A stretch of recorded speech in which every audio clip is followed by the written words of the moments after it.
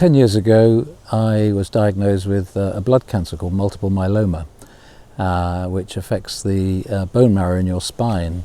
And as a result, in fact, I had 3 vertebrae that fractured completely, and I lost 3.5 inches in height, would you believe? So that obviously radically changed the way I lived and the way I saw life. And as a result, we moved from London to the countryside and more recently here to Devon. And what attracted us to Sharpham was being close to nature. And a year ago I retired, and having retired I was looking for things that might interest me, and I knew about the volunteering opportunities at Sharpham, and when one came up to be part of their Friday citizen science group, I jumped at the chance.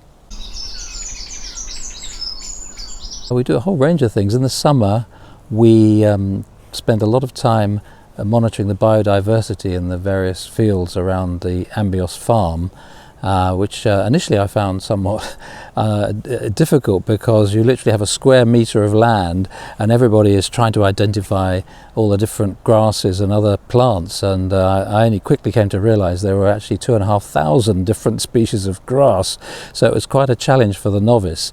But over time, and the more time you spend on it, and it's probably like that with most things, you just get into it, and we have lovely conversations about trying to identify different types of plant.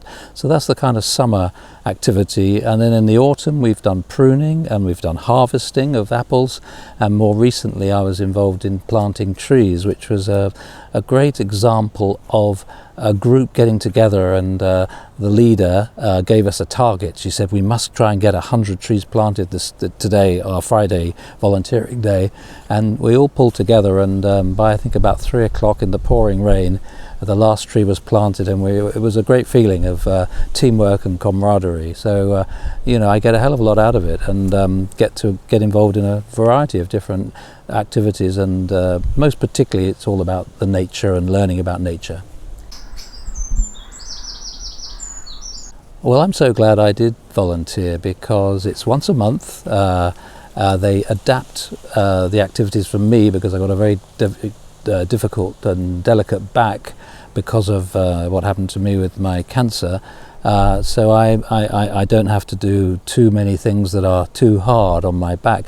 So people that are interested will gain a great level of knowledge about nature, and they'll also make friends, a whole group of friends who you get to know over the months and years.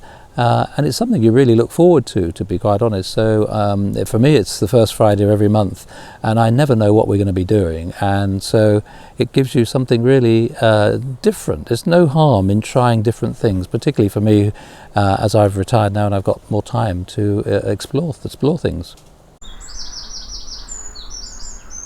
You literally spend the whole day, whether it be in a field, in the woods, doing physical activity with like-minded people.